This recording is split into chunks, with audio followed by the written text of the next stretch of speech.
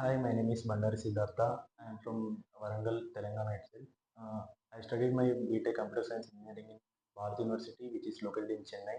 After my graduation, I just came to Hyderabad.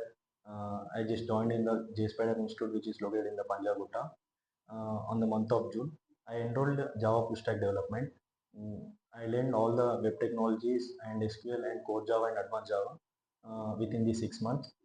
And especially my trainers, those who helped me a very lot in the learning this all the skills, this all the technologies. They helped me a lot. They explained in a very clearly, and they trained me some. They conducted me some mock interviews, IPC, and grooming sessions, and this helps me a very lot to attend the interviews as well, will confidently. Uh, these all the things which gave my institute. By the institute, I grateful to my all Jspiders Institute and especially my trainers and all the HR department which is in the Jspiders Institute also helps me a career start, and I got placed in finally I got placed with as a Java developer. Thank you, Jspiders Punjagutta.